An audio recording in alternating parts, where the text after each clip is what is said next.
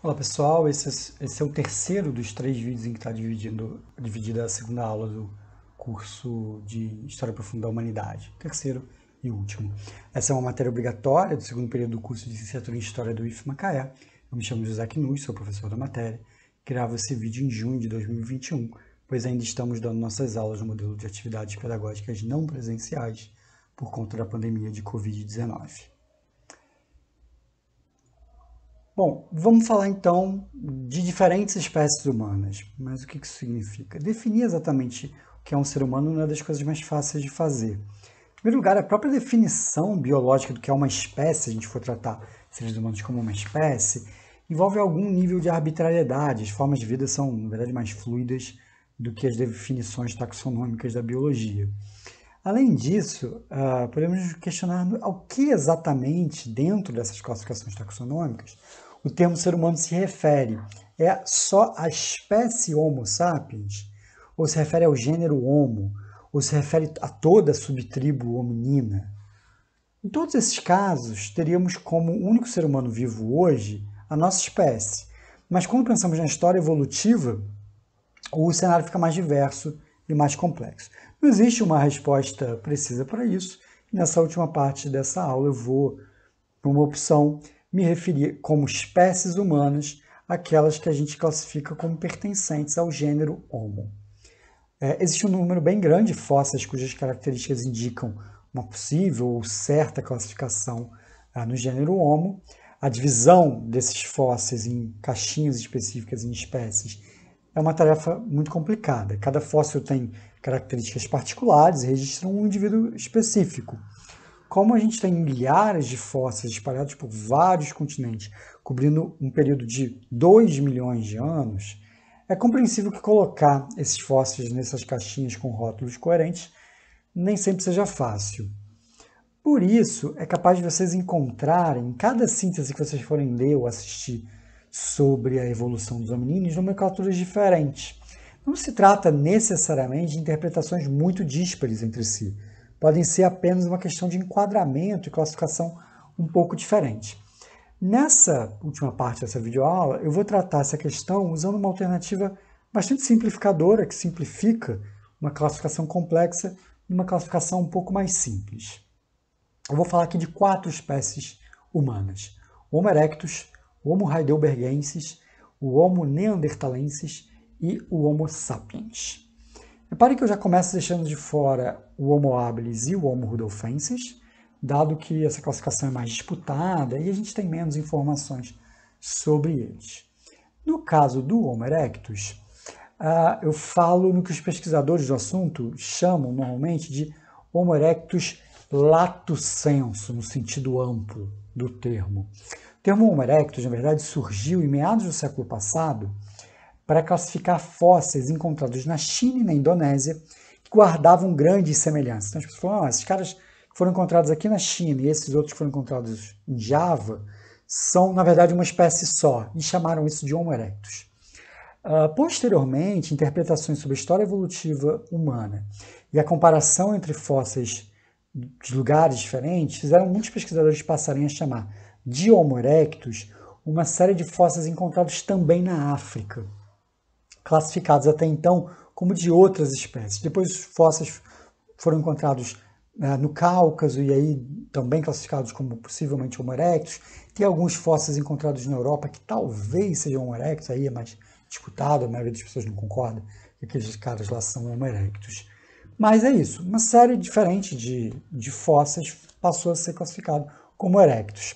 O caso mais importante desses vários fósseis que passaram a ser chamados de Homo erectus, enquadrados como Homo erectus, o caso do Homo ergaster é o mais importante, porque engloba os fósseis do que seriam os mais antigos Homo erectus da África, né?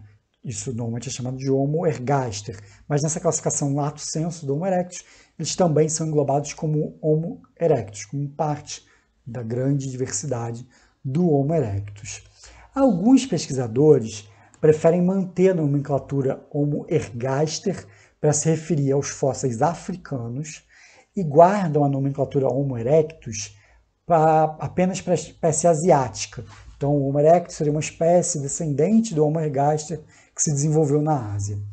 Porém, os pesquisadores que discordam disso apontam que a variação entre os fósseis africanos e os fósseis asiáticos não são consistentes o suficiente para definir duas espécies diferentes. Não é que essas fósseis não tenham diferenças, na verdade eles têm grandes diferenças. A questão é que essas diferenças não são geograficamente consistentes, a ponto de nos permitir uma definição clara do que seria a espécie africana e do que seria a espécie asiática. No fundo, o que acontece é que existe uma variação bem grande entre os fósseis que são classificados como Homo erectus lato sensu, independentemente da origem geográfica ou temporal. Por outro lado, essa variação é menor do que a existente entre algumas espécies hoje em dia, o que nos permite pensar razoavelmente que é uma única espécie que tem grande variação morfológica na forma, né, do corpo ao longo da história da sua existência e dos diferentes lugares em que ela existiu. Talvez a variação mais importante, toda essa variação morfológica dos diferentes fósseis de Homo erectus, seja a do volume cerebral, que a gente pode inferir a partir do tamanho do crânio, da caixa craniana. Os menores fósseis de Homo erectus têm menos de 700 centímetros cúbicos de volume cerebral, o que é menos do que os maiores crânios de Homo habilis têm. Você tem fósseis de Homo erectus que têm cérebros menores do que alguns fósseis de Homo habilis, pelo menos os maiores fósseis de Homo habilis. Por outro lado, os maiores crânios que você encontra de Homo erectus têm 1.200 centímetros cúbicos de volume cerebral na caixa craniana, o que é quase a média do Homo sapiens, que é 1.350 centímetros cúbicos. Ainda que se possa dizer que há uma tendência geral de crescimento dos cérebros do Homo erectus ao longo do tempo, a variação nos fósseis não é consistente com uma transformação ao longo do tempo. Por exemplo, há 1,5 milhão de anos atrás, você já encontra Homo erectus com caixas cranianas acima de 1.000 centímetros cúbicos. Enquanto há 800 mil anos atrás, você ainda tem erectus de 700 centímetros cúbicos de volume craniano. O que a gente tem, na verdade, é uma variação morfológica muito grande dentro dessa única espécie. Uma outra questão importante relacionada ao volume cerebral é o quanto houve um crescimento desse volume em relação às espécies anteriores. O cérebro do erectus realmente aumenta, em média, em relação às espécies anteriores, como por exemplo o Homo habilis. Mas o corpo como um todo também aumenta. Então, em termos de proporção, relação cérebro-corpo, o que os biólogos chamam de quociente encefálico, ou seja, o tamanho do cérebro em relação ao tamanho do corpo, o erectus talvez não tenha sido um grande salto evolutivo.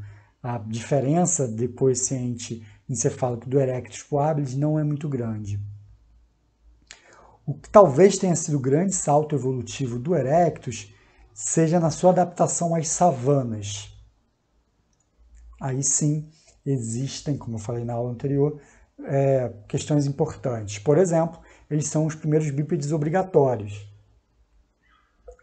E alguns pesquisadores sugerem que possivelmente foi nessa espécie também que surgiu outras duas características tipicamente humanas, quando a gente compara os seres humanos com os outros grandes macacos antropóides, que são a perda de pelos corporais. Todos os outros grandes macacos antropóides têm grande pelo pelo corpo, nós não temos muito pouco pelo corpo, e a grande quantidade de glândulas sudoríparas. Nós suamos muito em comparação aos outros grandes macacos antropóides.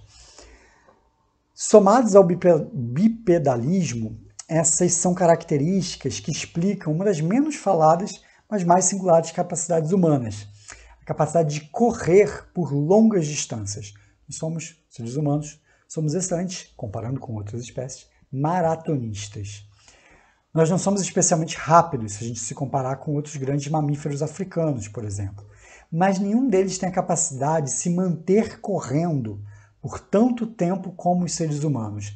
Isso tem a ver com essas características que parecem ter surgido justamente no Homo erectus, como adaptação à realidade das savanas no leste africano e que nos permitem manter uma atividade física constante por longos períodos sem superaquecer nosso corpo. Isso tem a ver com a nossa pouca pelagem e com a nossa grande capacidade de suar. Com isso a gente consegue manter nossa temperatura corporal, mesmo fazendo atividade física por longo tempo, coisa que outros grandes macacos antropóides, por exemplo, não conseguem fazer. Essa capacidade de longas caminhadas também nos ajuda a entender outro aspecto fundamental da existência do Homo erectus. Eles foram os primeiros hominíneos a sair da África. Como eu mencionei na parte anterior dessa aula, os fósseis mais antigos de erectus, lato sensu, na África, datam de poucas centenas de milhares de anos antes dos mais antigos fósseis da espécie fora da África, aqueles encontrados no Cáucaso. O que nos informa que a maior parte do tempo da existência dessa espécie, e ela existiu por mais de 1 milhão de anos, ela existiu em diferentes partes do mundo. Na África, pelo menos do Oriente Médio até o leste asiático, na Indonésia e talvez, mas não muito provavelmente, na Europa. Ao longo dessa existência, algumas inovações tecnológicas fundamentais para a existência humana se estabeleceram. A primeira delas foi o domínio sobre o fogo, a domesticação do fogo. No livro bastante famoso, Richard Wrangham propôs que o acesso ao fogo, a capacidade de domesticar o fogo, de fazer fogo, foi um fator evolutivo fundamental para a espécie humana. Segundo esse autor, a nossa capacidade de cozinhar os alimentos antes de comer passou a funcionar como uma espécie de sistema digestório, como um estômago extra, externo, fora do nosso corpo. Quando a comida chegava no nosso sistema digestório, esse sistema precisava fazer um esforço menor para obter os mesmos nutrientes por conta do processo prévio de cozimento. Isso nos permitiu ter sistemas digestórios menores e que consumiam menos energia, mas que eram capazes de obter a mesma quantidade de nutrientes. E foi isso, segundo essa tese, que nos possibilitou ter cérebros tão grandes e que consomem tanta energia. Trocando em miúdos, a gente trocou estômago e intestino por cérebro. E isso só foi possível por causa da domesticação do fogo, porque com estômago e intestino menores, a gente continuava tendo a mesma capacidade de obter nutrientes graças ao fogo. E com isso a gente alimentava esse cérebro tão consumidor de nutrientes, de energia que a gente tem. Nosso cérebro, comparando com outras espécies de animais, consome relativamente muito mais energia do que o cérebro de outras espécies. Porque proporcionalmente ele é maior e demanda mais energia. Apesar de bastante interessante, é uma tese que é bastante popular, faz bastante sucesso, ela tem alguns problemas. É muito difícil para os arqueólogos estabelecerem indícios concretos, muito certos, de fogo produzido por hominídeos. Os vestígios das cinzas são reconhecíveis nos estratos dos sítios arqueológicos. Os arqueólogos conseguem ver, aqui tem um incêndio, aqui tem um fogo. Mas o que é difícil de distinguir é se esse fogo foi causado por uma origem natural, tipo um raio caiu ali numa árvore e botou fogo, ou se esse fogo foi gerado por seres humanos. Essa distinção não é fácil de fazer. Eventualmente é possível fazer, mas não é uma coisa muito fácil. O registro mais antigo que se tem de um fogo certamente gerado por hominídeos, por causa do contexto em que as cinzas estão, no sítio arqueológico, foi encontrado numa caverna na África do Sul e datado para 1 milhão de anos atrás. Essa data não se encaixa com a tese do Wrangham, que estima que os seres humanos teriam domesticado o fogo há mais de 2 milhões de anos atrás, uma data para a qual não existe qualquer registro arqueológico de fogo domesticado. Isso não significa que esse fogo não tinha sido domesticado nessa data. A ausência de uma evidência não é evidência da ausência daquela coisa, né, porque a gente não encontrou ainda que essa coisa não existia, mas dizer que existia sem ter nenhuma prova de que existia também não é algo muito razoável. De toda forma, essa data de 1 milhão de anos aponta para o fato de que os grupos de Homo erectus, que existiam nessa época, eram capazes de domesticar o fogo, o que certamente teve um impacto enorme na vida deles. Isso não se limitava a cozinhar os alimentos, a assar os alimentos que eles iam comer. O fogo se tornou um instrumento fundamental por o impacto que esse Homo erectus era capaz de ter sobre os ambientes em que ele vivia, sobretudo através da queimada da vegetação, que produzia transformações importantes para o tipo de vegetação. Você queima uma vegetação, a vegetação que nasce depois é diferente da vegetação que estava ali antes, e para o tipo de animais que estariam ali e também para o tipo de lugares que esses animais teriam para se esconder. Então você consegue transformar uma paisagem botando fogo nela. E os Homo erectus provavelmente fizeram isso. A gente sabe que o Homo sapiens fez isso abundantemente, mas é muito provável que o Homo erectus também já fizesse isso em menor escala. Além disso, as fogueiras, a existência de uma fogueira, deve ter tido um impacto também na arquitetura das relações sociais dos grupos de Homo erectus, porque ela criava um ponto de congregação das pessoas, além de mudar a dinâmica da vida noturna dos seres humanos.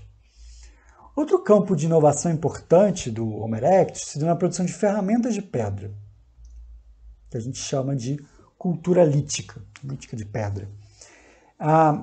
Ferramentas de pedra é o aspecto da cultura material dos antigos hominíneos que a gente conhece melhor, por conta justamente da durabilidade dessas ferramentas no registro arqueológico.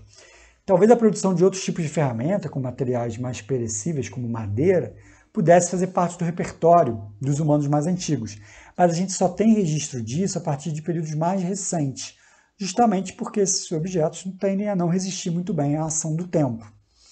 Quanto às ferramentas de pedra, a gente conhece uma história bastante profunda por conta justamente da durabilidade.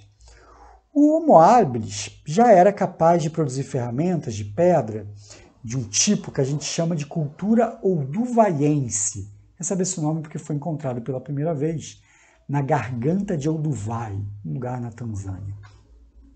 É um método razoavelmente simples, reparem aí na imagem. Você pega duas pedras, uma pedra que você quer lascar, uma pedra mais resistente para lascar essa pedra, e vai batendo e lascando até que se obtém lascas bastante cortantes de pedra. Como a imagem mostra, essas lascas vão sendo retiradas, então, aos poucos da outra pedra. E o resultado final que você tem são várias lasquinhas cortantes com lâmina e uma pedra, um núcleo maior, que é essa que aparece aí na imagem. Por muito tempo, os pesquisadores achavam que esse núcleo, essa pedra que sobra do lascamento, também fosse utilizada como um instrumento para bater, para quebrar coisas. Mas hoje em dia não se tem tanta certeza disso. Talvez ela fosse apenas um resto mesmo. Curiosamente, é ela que a gente encontra mais facilmente no registro arqueológico. A gente raramente encontra as lasquinhas, mas com muita frequência encontra a pedra da onde se tirou as lascas. Isso é curioso, então, que a gente tenha informações justamente sobre o que seria aí o lixo da produção das ferramentas olduvaienses. Vocês vão ver nessa e em outras matérias, é muito comum que justamente os rejeitos, aquilo que foi jogado fora, sejam nossas melhores fontes de informações arqueológicas. O Homo erectus também vai fazer ferramentas com essa técnica. Se encontra muitas ferramentas olduvaienses em sítios arqueológicos com presença de Homo erectus. Porém, com o tempo, eles vão desenvolver uma outra técnica conhecida como acheulense, porque foi encontrada pela primeira vez em Saint-Achel, na França. A técnica consistia em lascar uma pedra com muito esmero até que ela atingisse a forma de uma espécie de machado de mão. Reparem aí na imagem. A pedra vai ser uma pedra grande, vai sendo lascada até que ele atinge a forma. Reparem, então, o que se usa, né, a ferramenta, não é a lasca, é o resultado do processo de lascamento. É interessante pensar o quanto essa técnica demanda um planejamento prévio mais elaborado. O fabricante da ferramenta precisa pensar e planejar muitos passos à frente antes de começar a produção da ferramenta, o que demonstra uma capacidade cognitiva bem mais sofisticada. Os exemplares mais antigos desse tipo de ferramenta são encontrados na África e datam de mais ou menos 1,5 milhão de anos atrás. Então, mais ou menos no início da história do Homo erectus, ele já está produzindo ferramentas acheulenses. Com o tempo, elas se espalharam pelo Oriente Médio, os descendentes africanos levadas pelos descendentes africanos do Homo erectus, e também pelos heidelbergenses, espécie posterior, que também vai usar essa mesma técnica de produção de ferramentas que leva isso para a Europa. Contudo, essa cultura acheulense não avançou para a Ásia, seja levado por erectus ou heidelbergenses. Na verdade, os arqueólogos são capazes de traçar uma linha, essa linha que está aparecendo aí no mapa, que é chamada de linha de Móvius, que marca uma fronteira entre os lugares com e sem cultura acheulense. Então, na África, Oriente Médio e Europa, você tem cultura acheulense, e na Ásia você não teria cultura acheulense. Isso gerou muitos debates sobre por que isso aconteceria. Se você tem Homo erectus que produz essa ferramenta na Ásia, por que você não tem essa ferramenta na Ásia? Isso poderia ser explicado pelo fato de que os Homo erectus que foram para a Ásia, colonizaram a Ásia, não conheciam essa técnica, né? Nem todos os grupos de Homo erectus necessariamente sabiam fazer ferramentas acheulenses, seria a percepção. E quando eles chegaram na Ásia, eles continuaram não sabendo. Outra possibilidade é que eles sabiam sim, foram para a Ásia e lá abandonaram essa técnica e ficaram fazendo só ferramentas do tipo olduvaiense, por alguma razão. Recentemente se descobriram alguns sítios arqueológicos na Ásia com presença de machados acheulenses, esses dois pontinhos que aparecem aí no mapa, na China e na Indonésia. E essas descobertas apontam então que muito provavelmente o que aconteceu foi o segundo caso, eles sabiam fazer, mas em algumas situações abandonavam essa técnica, não faziam ferramentas acheulenses, faziam só o duvaiense, e quando precisavam, por alguma razão, eram capazes de fazer.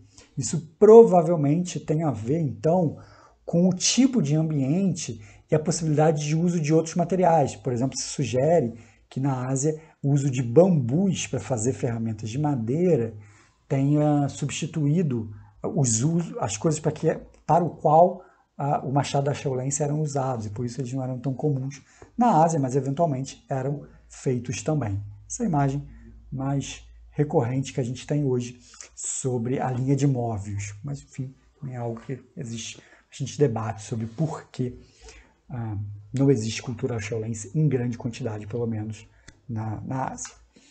Bom, há cerca de 800 mil anos atrás, os Homo erectus que ainda estavam na África deram origem a uma nova espécie, que foi o Homo heidelbergensis.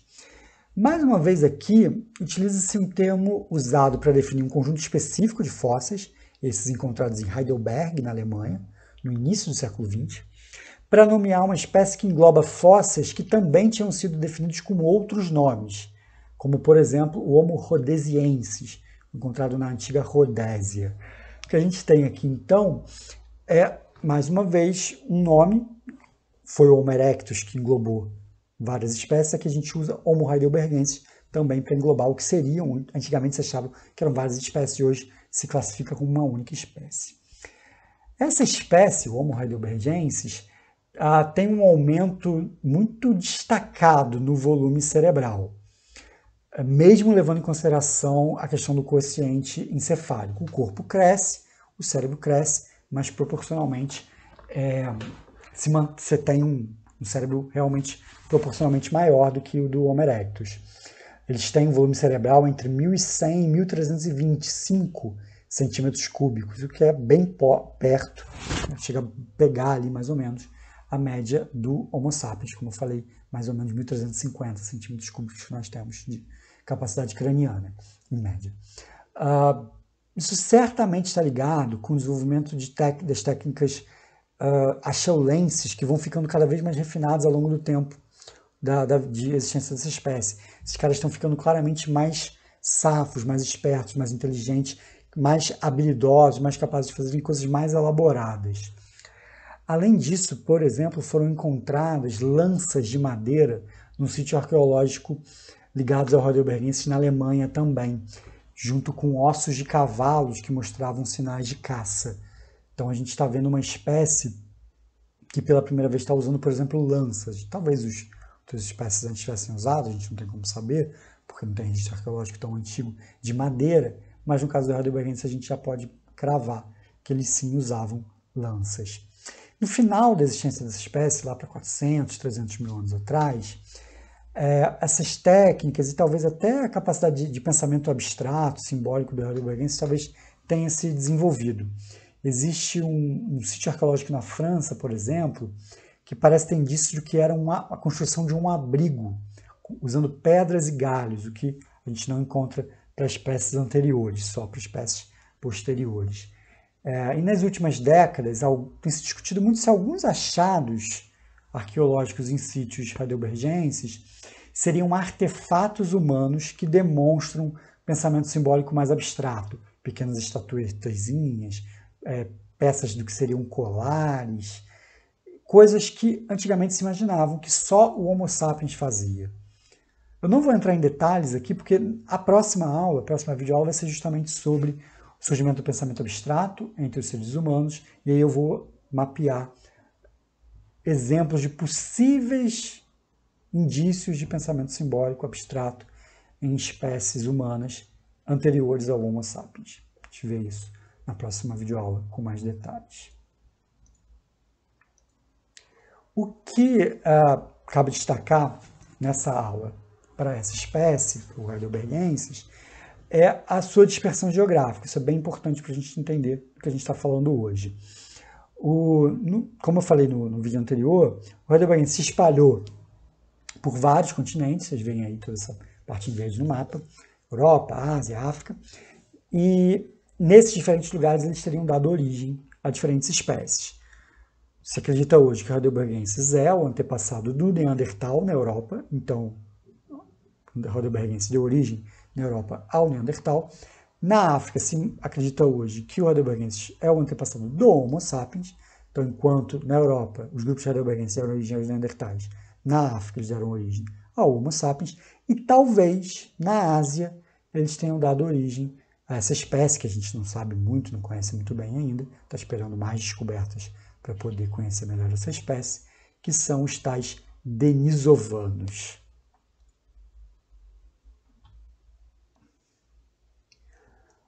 Os neandertais são provavelmente a espécie humana arcaica mais famosa no público em geral. Isso tem a ver com as descobertas feitas na Europa, que acabaram dominando por muito tempo as discussões sobre o assunto. Hoje a gente sabe que os neandertais não são nossos antepassados diretos. A distribuição geográfica dos neandertais, pelo que sabemos, pelo menos até hoje, é bem delimitada pelo Mar Mediterrâneo ao sul, ficando restritos à Europa e ao Oriente Médio e talvez o sul da Sibéria. Aqui, se eles realmente chegaram no sul da Sibéria, é provável que ali eles tenham tido contato com os tais denisovanos, mas a gente sabe que os denisovanos não são neandertais por conta do material genético que a gente foi capaz de colher em fósseis dessas duas espécies. São genomas diferentes, claramente espécies diferentes. A tese mais aceita hoje em dia é que os neandertais evoluíram do heidelbergensis através do que é conhecido como modelo de acréscimo. Essa tese supõe que um grupo de heidelbergenses se isolou na Europa, ou seja, esse grupo migrou para a Europa e passou a não ter mais contato com outras populações de heidelbergenses que existiam na África, no Oriente Médio, na Ásia. Eles ficaram isolados e por isso passaram por um fenômeno conhecido como a deriva genética, que é o que acontece quando um grupo fica isolado por muito tempo e a diversidade genética desse grupo vai se reduzindo por conta, né, da reprodução interna, ali, eles só se reproduzirem entre si. E aí, com isso, certas características vão se tornando cada vez mais predominantes nesse grupo. Associado a certas pressões adaptativas, provavelmente ligadas ao frio das eras glaciais na Europa, esse grupo isolado de heidelbergenses teria, entre 400 e 190 mil anos atrás, dado origem gradualmente a uma nova espécie. A dificuldade em confirmar essa hipótese se deve aos pouquíssimos fósseis que foram encontrados justamente para esse período de transição. A gente tem um bom número de fósseis para mais de 400 mil anos atrás, a gente tem um bom número de fósseis, bastante consistente mesmo, de neandertais a partir de 190 mil anos atrás, mas nesse gap aí entre 400 e 190 mil, a gente tem poucos fósseis, então é difícil confirmar que está havendo um processo gradual de neandertalização nesse período. pelas poucas informações que a gente tem. Essa nova espécie, que está bem estabelecida a partir de 190 mil anos atrás, então, tinha como uma de suas principais características um cérebro bem avantajado. Na verdade, os cérebros neandertais são os maiores do gênero Homo, tendo em média 1.520 centímetros cúbicos de volume, maior do que a média dos crânios do volume cerebral do Homo sapiens, como eu já falei, 1.350 centímetros cúbicos em média. Contudo, isso não significa que os neandertais tinham uma capacidade intelectual maior que a nossa. A gente pode dizer isso por duas razões. Primeiro, além do tamanho total do cérebro, para definir essa questão da capacidade intelectual, outras coisas importam. Não só o tamanho total do cérebro importa, mas como o tamanho de certas regiões específicas do cérebro e alguns outros detalhes sobre a formatação do cérebro. E a gente não sabe como era isso nos neandertais, porque a gente só tem o crânio, a gente não tem o cérebro para saber em detalhes como era um cérebro neandertal. Além disso, os neandertais eram mais robustos que a nossa espécie, então o seu quociente encefálico não é tão grande quanto o nosso. Apesar do cérebro deles ser maior que o nosso, proporcionalmente ao corpo, ele não é tão grande quanto o nosso. O cérebro dos sapiens é, na história da natureza, o maior cérebro proporcional ao corpo, o maior quociente encefálico que existe. De toda forma, o Neandertal era uma espécie com capacidade intelectual bastante desenvolvida, o que a gente consegue saber pelo registro arqueológico deles.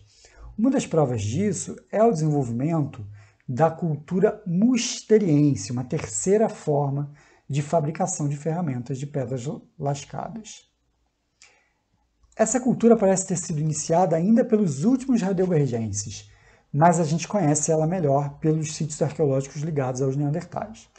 O princípio técnico aqui é usar a mesma ideia de lascamento complexo usado na cultura acheulense, porém diversificando as técnicas e formas de lascamento e, consequentemente, o tipo de ferramentas que se produz no final do processo. Então, para além de uma única forma de ferramenta de pedra que se produz, a técnica musteriense era capaz de produzir vários tipos de ferramentas diferentes.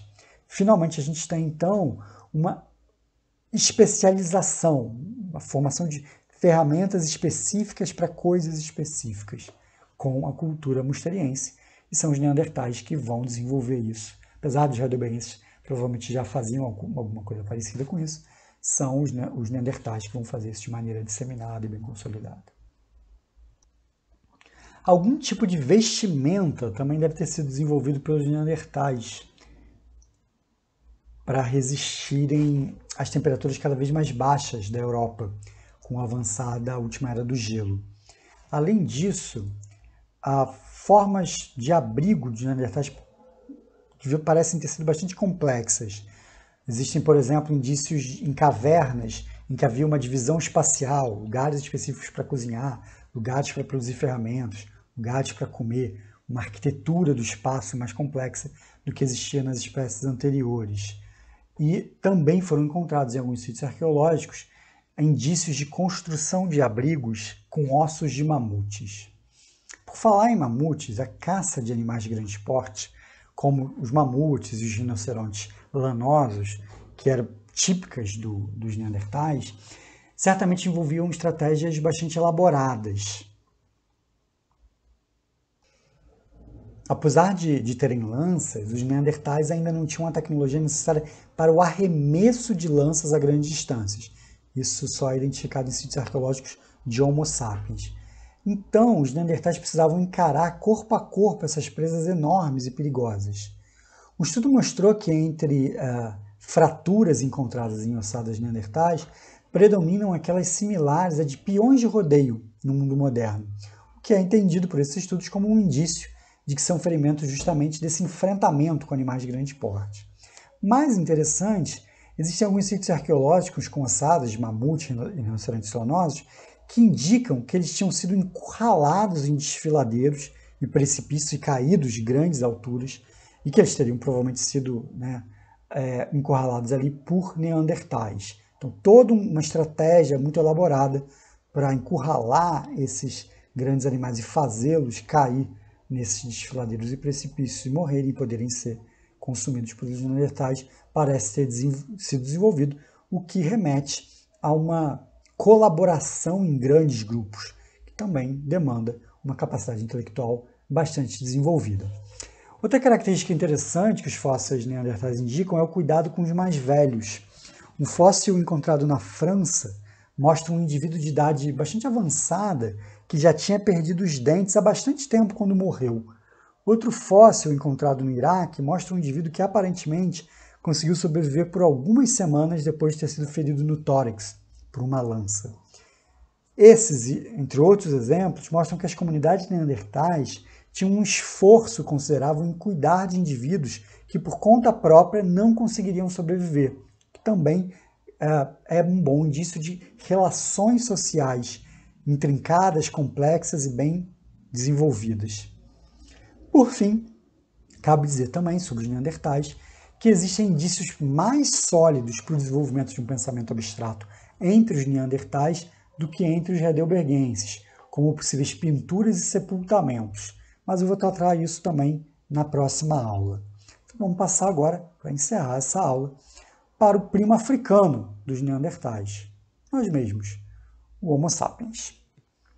Como eu disse no vídeo anterior, por muito tempo se debateu qual seria a origem geográfica da nossa espécie, considerando-se inclusive a hipótese que nós seríamos o resultado da evolução de humanos arcaicos em diferentes lugares do mundo. Hoje a gente sabe que isso não é o caso. Os dados de variação genética da população mundial atual mostram que somos todos descendentes de um grupo específico, particular de humanos, que viveu na África há cerca de 200 mil anos atrás. Informação convergente com o fato de que os fósseis mais antigos da nossa espécie, com datação próxima aos 200 mil anos, estão todos no continente africano. Além disso, o nível de diversidade genética encontrada entre os africanos, maior do que das populações nativas de outros continentes, indica que a saída da África ocorreu ainda mais recentemente. Os fósseis, mais uma vez, confirmam isso. Os mais antigos fósseis de Homo sapiens fora da África datam de 120 a 90 mil anos atrás e são localizados justamente no Oriente Médio, a rota de saída da África para a Eurásia. A partir daí, parecem ter ocorrido algumas levas de migrações diferentes que foram aos poucos ocupando a Ásia, depois a Austrália, a Europa e, por fim, as Américas. 3 temas históricos bem interessantes emergem dessa dispersão do Homo sapiens pelo planeta. O primeiro é todo o debate sobre as datas nas quais as rotas essas migrações teriam tomado. Essas setas e essas datas que estão aparecendo nesse mapa aí da imagem são as mais aceitas atualmente, mas não são consensos absolutos.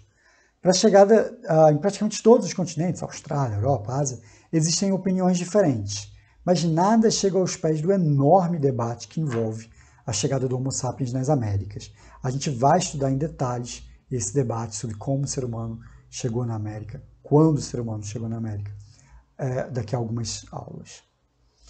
O segundo ponto é o fato de que o Homo sapiens certamente encontrou e conviveu com diversas outras espécies humanas nessas diferentes regiões para onde eles migraram.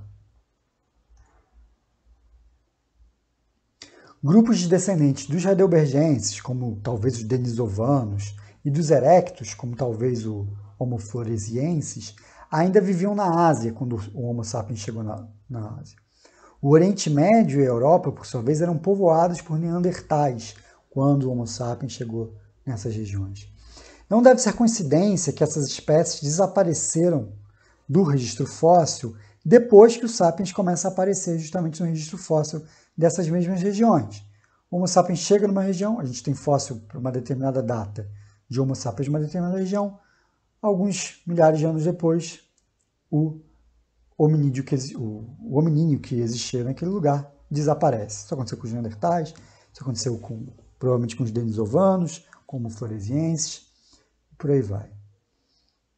De alguma maneira, então, a presença dos sapiens contribuiu para a extinção dessas espécies, seja diretamente através de guerras, que provavelmente aconteciam entre esses grupos de diferentes espécies humanas, seja indiretamente através da concorrência pelos mesmos recursos. de alguma maneira, o Homo sapiens fez os neandertais, denisovanos, etc. e tal, serem extintos. Porém, ainda mais impressionante é o fato de que somos capazes de rastrear material genético de origem neandertal e denisovana na população de Homo sapiens atual. Fala-se em porcentagens como 1 a 4% de genes neandertais em europeus e asiáticos e até 6% de genes denisovanos em melanésios, população da Oceania. Porém, os métodos para chegar a esses números ainda são muito novos e novas pesquisas apontam para números diferentes. De toda forma, todos os estudos apontam na mesma direção. Houve troca genética entre essas 3 diferentes espécies de humanos, sapiens, neandertais e denisovanos. Isso é, através da formação de famílias mistas ou da violência sexual, sapiens, neandertais e denisovanos tiveram filhos. Assim, em algum nível, a antiga tese de que os humanos modernos são resultado das diferentes espécies humanas arcaicas que existiam ao redor da Afro-Eurásia ganhou uma sobrevida, ainda que limitada. Em parte, os neandertais e denisovanos podem ter sido absorvidos pelas populações de sapiens e não totalmente extintos. Assim, em alguma medida, os humanos atuais seriam descendentes dos sapiens que surgiram na África, mas também descendentes dessas populações humanas arcaicas, europeias e asiáticas. Porém, as porcentagens de genes de origem neandertal e denisovana identificadas até agora apontam para uma absorção pequena, que não tem um impacto assim tão grande na formação da espécie Homo sapiens hoje existente e que não explicaria sozinha o desaparecimento dessas espécies. Ou seja, eles não foram meramente absorvidos na população sapiens. Eles realmente foram extintos. Cabe então a pergunta sobre por que o sapiens parece ter ganhado a guerra ou a concorrência com todas as espécies humanas que ele encontrou pelo caminho. Isso passa de alguma maneira pelo terceiro ponto no qual a dispersão humana pelo planeta nos faz pensar: a incrível capacidade dos sapiens de se adaptar aos mais diferentes habitats. Pense na maravilha adaptativa que é uma espécie, sem qualquer diferenciação genética relevante, ser capaz de viver nos mais secos desertos, nas mais úmidas florestas, nas mais quentes savanas e nas mais frias tundras. Essa enorme adaptabilidade tem uma base biológica, claro, mas parece se dever em muito à capacidade cultural dos sapiens em modificar o ambiente, em construir ferramentas variadas e se organizar coletivamente para realizar tarefas as mais diferentes possíveis. Não por acaso essa expansão sapiens, que parece ter realmente ganhado o mundo a partir de 60 mil anos atrás, coincide cronologicamente com uma explosão criativa humana conhecida por Revolução do Paleolítico Superior, momento no qual nossa espécie parece ter adquirido a enorme capacidade cognitiva e intelectual que temos até hoje. Mas esse é justamente o assunto da nossa próxima videoaula. Vamos então ao encerramento dessa aula, falando das nossas atividades dessa semana. Como texto sugerido, não é um texto obrigatório, eu indico o capítulo 5 do livro do Robert Foley, chamado Os Humanos Antes da Humanidade. Nesse capítulo ele faz uma síntese, o capítulo tem esse título aqui, ele faz uma síntese da história evolutiva dos hominíneos, que eu acho que resume bem o que eu apresentei aqui, sobretudo na terceira parte, né, do segundo vídeo dessa aula. É um livro antigo, da década de 90, por isso ele apresenta algumas ideias que hoje a gente considera um pouco desatualizadas. Por exemplo, ele se refere ao Ardipithecus e aos parântropos como Australopithecus ainda, e ele, obviamente, não conhece, não cita espécies que foram identificadas por fósseis encontrados mais recentemente, depois que o livro foi escrito, como, por exemplo, o Sahelanthropus. Porém, o quadro geral que ele monta ali, do desenvolvimento, de como o Australopithecus dá origem ao Australopithecus robusto, dá origem ao Homo, como o Homo desenvolve, o quadro geral que ele dá ali é bem consistente e próximo do que a gente sabe hoje. Isso é até interessante para ver como essas novas descobertas elas vão refinando o que a gente sabe, mas o quadro geral está bem consolidado. Só descobertas muito impressionantes e inesperadas vão mudar um quadro geral que já está mais ou menos desenhado já desde a década de 90. Além disso, na nossa aula síncrona, a gente vai fazer um debate sobre alguns projetos de lei que foram apresentados no Congresso Nacional Brasileiro na última década, que propunham transformar o ensino do criacionismo em algo obrigatório nas escolas brasileiras. A gente vai ler os textos desses projetos de lei e também textos criticando esses projetos de lei publicados por associações científicas. Então, a partir da leitura disso, a gente vai fazer um debate em sala de aula, durante a nossa aula síncrona. E se vocês quiserem ler esses textos previamente, para se preparar para a aula, eles já estão lá no nosso Moodle. Mas também não precisa se preocupar, a gente vai ler juntamente esses textos na nossa aula. Se por acaso você não estiver nessa aula, nossa aula síncrona, preste atenção, porque no final da aula eu vou pedir um relatório para o pessoal que estiver na sala sobre o debate. Isso vai valer nota. Então, se você não estiver presente na aula síncrona, mas estiver vendo esse vídeo agora, vai lá no Moodle, pega o texto do projeto de lei, que está também o texto crítico, está tudo no mesmo PDF, eu botei tudo junto.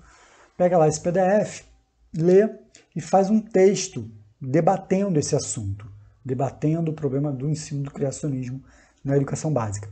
E aí envia lá pelo link para enviar o relatório, porque isso vai valer nota, então mesmo que você não esteja presente na aula síncrona, você recebe a nota pelo relatório a partir desse estudo que você vai fazer. Tá bom?